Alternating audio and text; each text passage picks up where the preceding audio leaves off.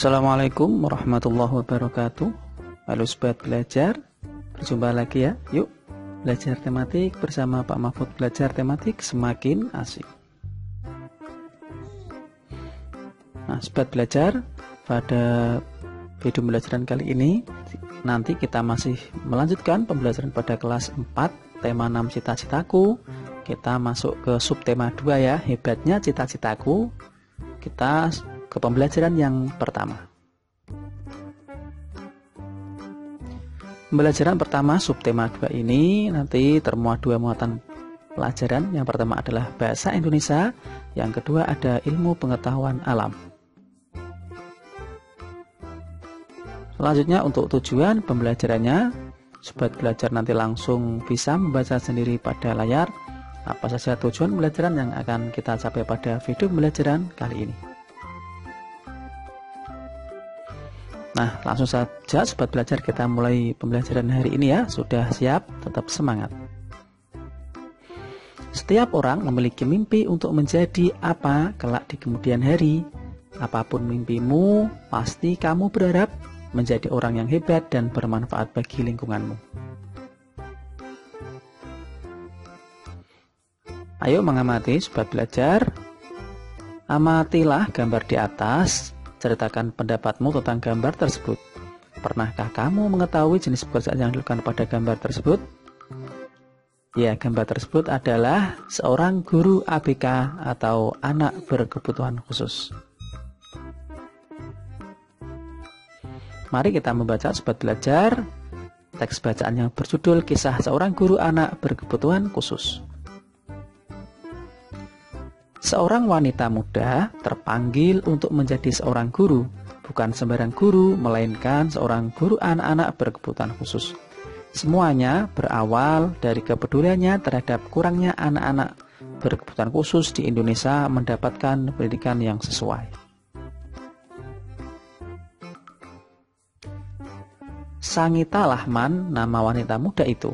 Ia adalah seorang dokter yang beralih profesi menjadi seorang guru anak-anak prasekolah. Pada awalnya, ia mengajar anak-anak prasekolah untuk mengisi waktu luangnya. Akan tetapi, lama-kelamaan ia mencintai kegiatan itu. Baginya, mengajar anak-anak prasekolah membuatnya mengerti tumbuh kembang anak-anak yang akan memengaruhi pada saat mereka dewasa kelak.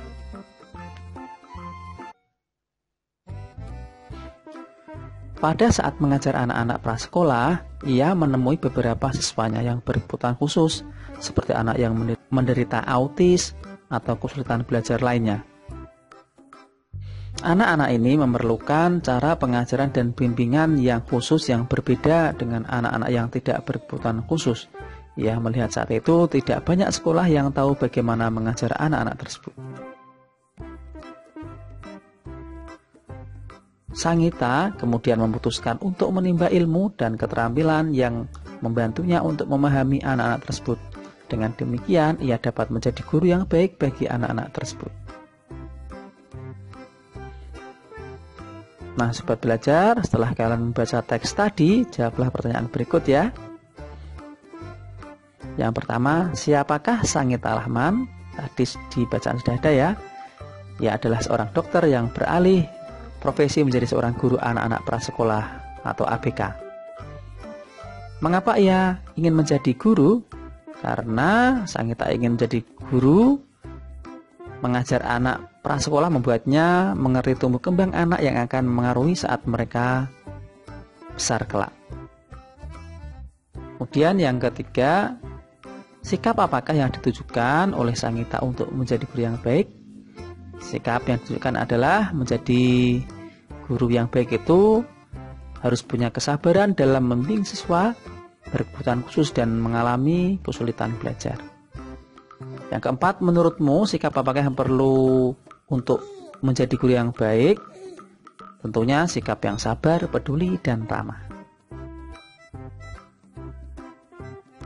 Setiap orang memiliki cita-cita yang baik, tidak ada cita-cita yang tidak hebat. Oleh karenanya, teruslah berusaha meraih cita-citamu ya, sobat belajar. Adakah di antaramu yang ingin menjadi seorang dokter? Nah, bacalah puisi berikut ini dalam hati. Perhatikan bagian-bagian dalam puisi dengan seksama. Nah, mari kita baca puisi yang berjudul Cita-citaku karya Muhammad Ridwan Hafid. Cita-citaku ingin menjadi dokter agar dapat menyembuhkan orang sakit. Cita-citaku ingin menjadi dokter agar anak-anak menjadi sehat. Aku harus belajar dengan sungguh-sungguh agar dapat menggapai citaku itu. Aku harus belajar dengan sungguh-sungguh agar menjadi orang yang berguna bagi nusa dan bangsa.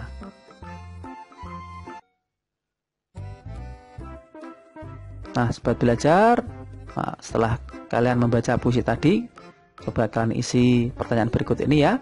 Apakah judul puisi tersebut? Mudah ya.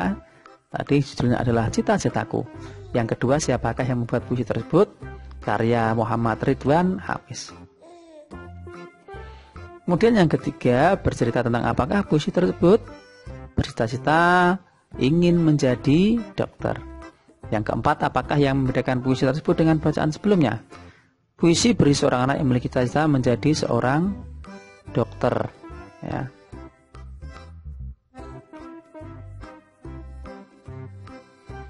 Nah, buatlah sebuah gambar yang dapat mewakili isi puisi tersebut.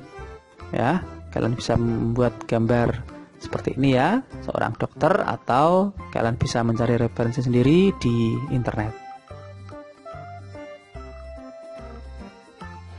Ayo mengamati, sobat belajar, perhatikan gambar di samping, profesi apakah yang ditunjukkan pada gambar di atas. Adakah di antaramu yang ingin menjadi dokter hewan seperti gambar tersebut? Untuk menjadi seorang dokter hewan, tentu kamu harus mengetahui segala hal yang tentang hewan, termasuk daur hidupnya.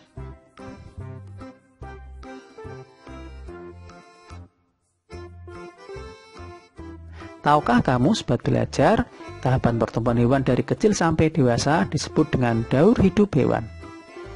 Pada daur hidup hewan, ada yang mengalami perubahan bentuk, ada juga yang tidak. Hewan yang mengalami perubahan bentuk dalam daur hidupnya dikatakan mengalami proses metamorfosis. Proses metamorfosis yang terjadi pada hewan terbagi menjadi dua, yaitu ada metamorfosis sempurna dan tidak sempurna.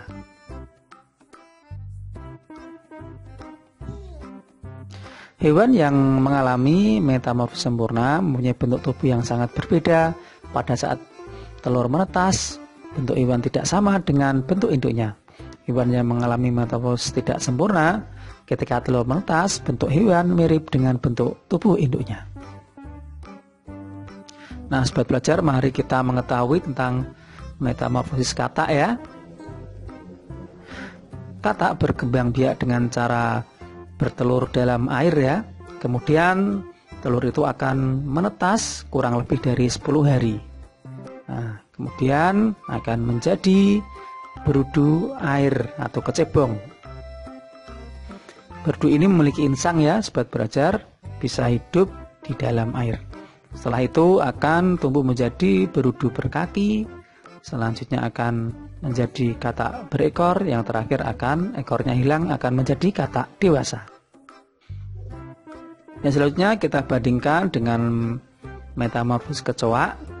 Kecoa adalah salah satu serangga yang juga berkembang dengan cara bertelur. Kemudian setelah beberapa lama, telur kecoa akan menetas menjadi nimfa atau kecoa muda. Kemudian warna kulitnya akan mengalami perubahan. Yang terakhir akan menjadi kecoa dewasa.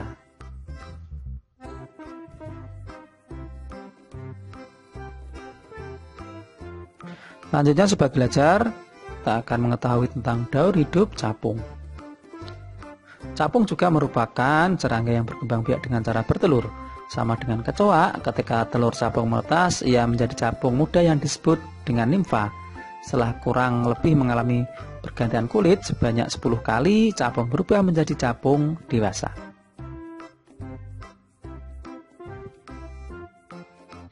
Yang selanjutnya, daur hidup nyamuk. Nyamuk pertama kali akan bertelur ya, bertelurnya juga di dalam air ya. Kemudian akan berubah menjadi jentik-jentik atau larva. Kemudian setelah beberapa lama akan berubah menjadi pupa atau kepompong. Yang terakhir akan berubah menjadi nyamuk dewasa yang siap menghisap darah hewan atau manusia.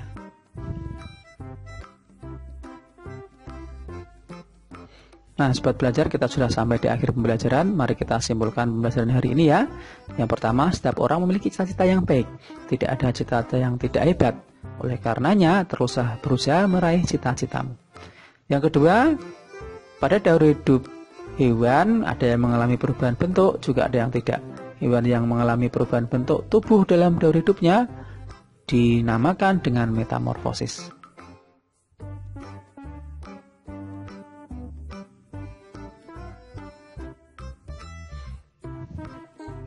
Nah, sobat belajar, demikian pembelajaran hari ini. Semoga bermanfaat. Jangan lupa like, share, dan subscribe channel ini.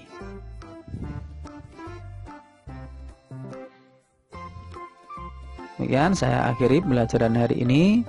Terima kasih. Tetap semangat dan terus belajar ya. Wassalamualaikum warahmatullahi wabarakatuh.